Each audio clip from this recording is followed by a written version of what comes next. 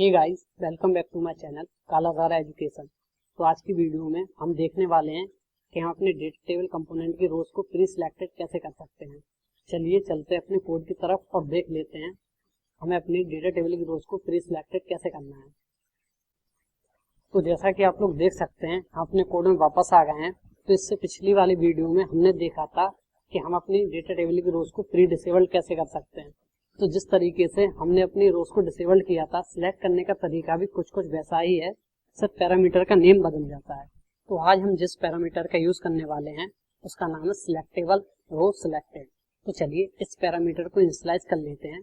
तो इस पैरामीटर के अंदर एज अ वैल्यू हमको एक फंक्शन पास करना होता है और उस फंक्शन के अंदर हम अपना लॉजिक लिखते हैं किस बेस पर हमारी रो प्री सिलेक्टेड होनी चाहिए। ये बिल्कुल वैसा ही है जैसा हमने इससे पिछली वीडियो में अपनी रो को प्री डिसेबल्ड करने के लिए लॉजिक लिखा था। तो चलिए उस कोड को कमेंट आउट कर लेते हैं जिसकी हमें इस वीडियो में कोई जरूरत नहीं है। तो मैं इसको कमेंट आउट करता हूँ और इसके रिगार्डिंग जो मैंने फंक्शन बनाया था उसको भी कमेंट आउट करता हूँ। तो यहाँ पर मैं पैरामीटर इनिशियलाइज करूंगा सिलेक्टेबल रोज सिलेक्टेड और इसके अंदर मुझे एक फंक्शन को एज अ वैल्यू पास करना होगा जिस फंक्शन के बेस पे हमारा कंपोनेंट डिसाइड करेगा कि किस रो को सिलेक्ट करना है। तो इसके अंदर मैं फंक्शन का नेम इनिशियलाइज कर लेता हूँ। तो मैं फंक्शन का नेम रखता हूँ सिलेक्टेड क्राइटेरिया। तो चलिए अब इस फंक्शन की बॉडी को इनिशियलाइज कर लेते हैं। देखिए ये जो हमारा फंक्शन है ये भी हमारे डेटा टेबल कंपोनेंट की रोज को एज एन आर्गुमेंट लेता है। मतलब कि हमारे कंपोनेंट में जितनी भी रोज होंगी वो सारी की सारी एज एन आर्गुमेंट इस फंक्शन में रिसीव होंगी। तो उसको भी हम रो नाम के वेरिएबल में इनिशियलाइज कर लेते हैं। तो चलिए यहाँ पर मैं कोई नया लॉजिक नहीं लिखता हूँ, बल्कि जो लॉजिक मैंने इससे पिछली वाली वीडियो में यूज किया था यानी कि यूजर के स्टेटस के लिए, वही मैं उसके प्री सिलेक्शन के लिए भी यूज कर लेता हूँ। तो मैं इस कोड को कॉपी करूंगा, यहाँ पर पेस्ट करूंगा और इसको अनकमेंट कर दूंगा।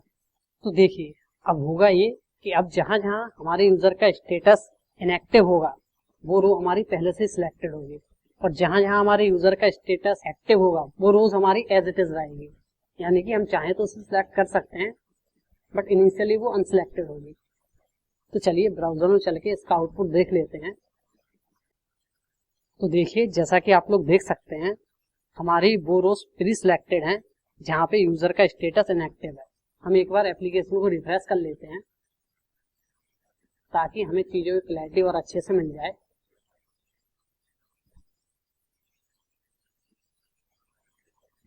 तो देखिए एप्लीकेशन के रिफ्रेश होने के बाद हमारी वो रोज ऑलरेडी सिलेक्टेड हैं जहां पर यूजर का स्टेटस इनएक्टिव है, बिकॉज हमने अपने लॉजिक में यही लिखा है कि जहां भी यूजर का स्टेटस इनएक्टिव हो वो रो प्री सिलेक्टेड हो जाए।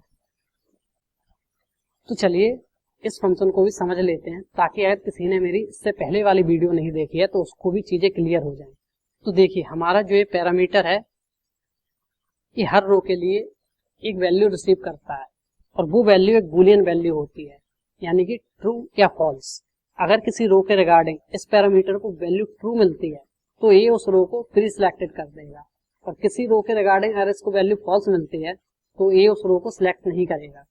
तो देखिए हमने जो सिलेक्टेड क्राइटेरिया नाम का फंक्शन बना रखा है ये रो के हर इंस्टेंस पे हमें या तो ट्रू रिटर्न कर रहा है या फॉल्स रिटर्न कर रहा है, बिकॉज हमने इस फंक्शन की बॉडी के अंदर रो के हर इंस्टेंस के लिए या तो ट्रू रिटर्न कर रहे हैं या फॉल्स रिटर्न कर रहे हैं। फॉल्स हम उस केस में रिटर्न कर रहे हैं जहां पर यूजर का स्टेटस एक्टिव है और ट्रू हम उस केस में रिटर्न कर रहे हैं जहां पर यूजर का स्टेटस इनएक्टिव है।